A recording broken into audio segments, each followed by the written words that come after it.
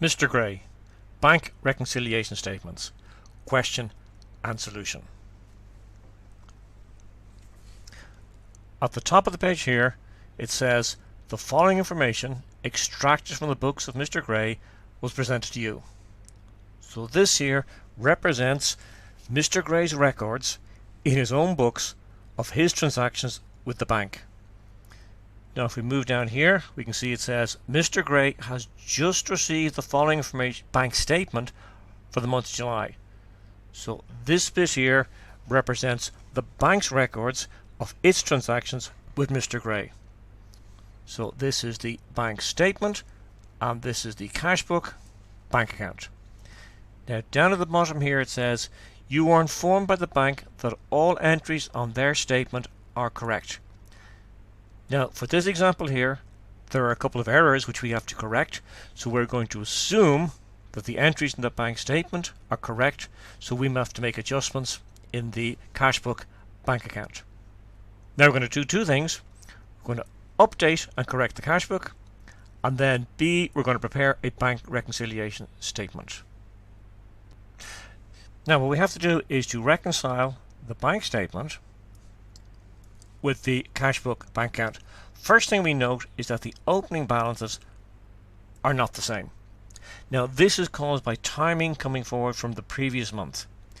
Now checks in these type examples are always written and sequentially pre-numbered checks.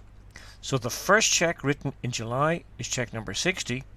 So if we go down to the bank statement here, we can see check number 59 and check number 58.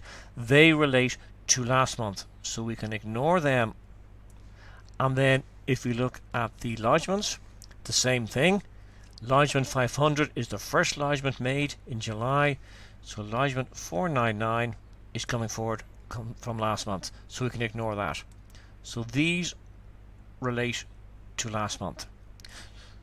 We can assume that the end of last month a bank reconciliation was done and there are no errors or omissions in the system, just these three items coming forward. Now if you want to double check that, you'll find that the two balances can be reconciled using those three entries. In other words, you can do a little bank reconciliation for the end of June.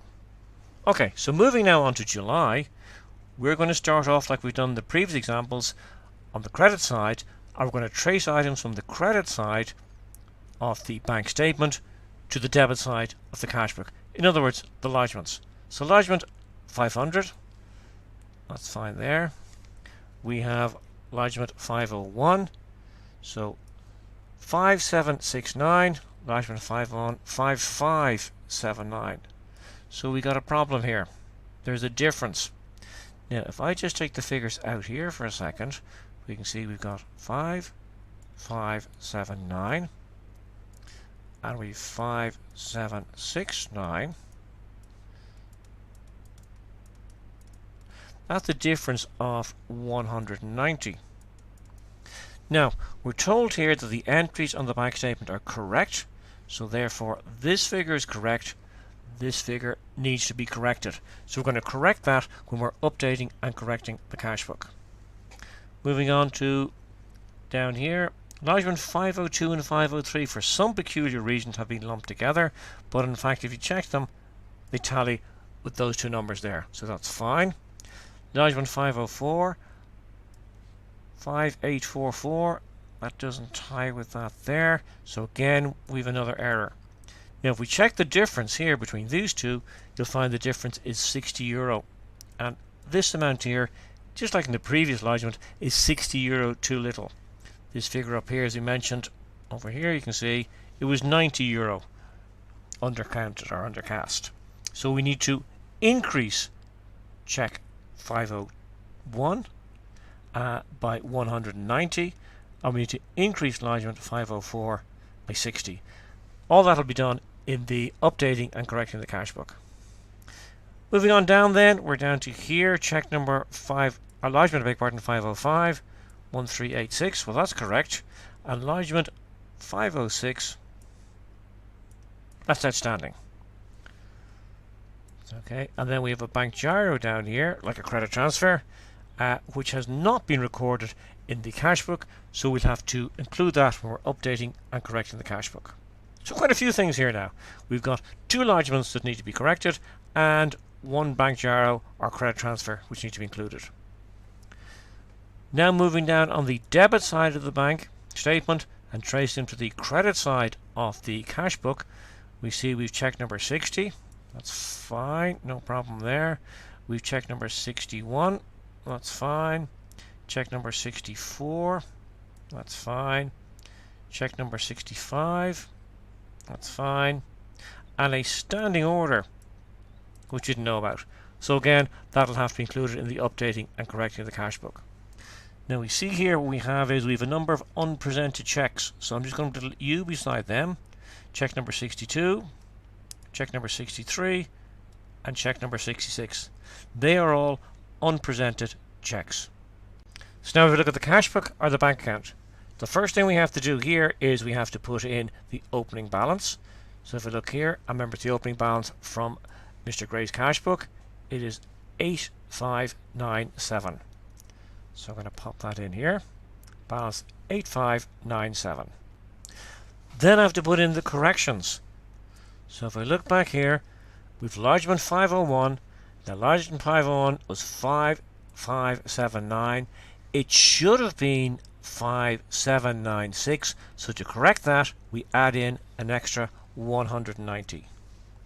So I put this in here. Correction to lodgement 501, 190. Now let's go back again. I have a look here. I need to correct lodgement 504.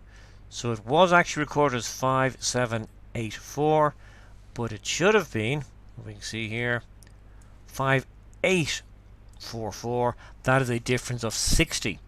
So in our records, it's 60 euro short. So we need to put that in. So I'll put in here, correction to lodgement 504, 60 euro. So there are just 2 things left. I have the bank gyro, which is like a credit transfer, and the standing order. So let's go back here. There's the bank gyro. Now that's money that came into the bank on the bank statement. We didn't know about it, so that should be put in the debit side up here of the cash book. And then we have the standing order, which is money going out, and that'll go on the credit side of Mr. Gray's cash book. So if we go back and have a look at that, so here I'm going to put in the gyro 576, and then over here, money going out, I'm going to put in the standing order. Now that is the cash book updated and corrected. I now need to balance it off. Now obviously the debit side here is the biggest side, so I'm going to add up the debit side here, and it comes to 9,423. I'm going to write that figure in over here, 9,423. Now obviously this side here doesn't add up to 9,423, so I'm just going to get the difference. So the difference between 9,423 and 825 is the balancing figure. So our balancing figure is 8,598. That's the balance carried down. So I'm going to bring that down here to be my brought down balance of 8,598, and this is the updated and corrected cash book figure. Now if this is the updated and corrected figure, well, we have a situation where the bank statement is showing a figure, this figure here, of 45,354. So we are now going to have to reconcile this bank statement figure of 45,354 with our updated and corrected cash book figure. Now this is part B of the question. We will do the bank reconciliation statement. And I'm going to start off by putting in the figure from the bank statement, 45,354. 354, yeah, that's correct. Now what I do is I'm going to add in the outstanding lodgements. The outstanding lodgement is only one of them, 506. So I'm going to add that on, add outstanding lodgements, lodgement 506, 144. And then I'm going to take away the unpresented checks. Now I've already highlighted these. It's check number 62, I've not highlighted. Check number 63 and check number 66. So I'm going to write those in. Check 62, 26,334. Check 63, 9,000. And check 66, 1,566. I'm going to add those checks up, bring the total out, and line it up in this column here. And remember, it's less the unpresented checks, so this is going to be a negative figure. So I have the balance by the bank statement, 45,354, plus the lodgements that have been made but have yet to appear on the statement, 144, less the checks that have been written and have yet to be presented to the bank for payment or taken out of the bank account, 36,900. So that leaves me a figure of 8,559, which is the balance as per the updated and corrected cash book. Let's just check that. There it is there, 8,598. And this is 8,598. I think I might have said that wrong the last time, but it is definitely 8,598. So that's it. We have updated and corrected the cash book here, and then we have done a bank reconciliation reconciling the figure from the bank statement with our updated and corrected cash book. So that's basically the question covered. So just one final little thing.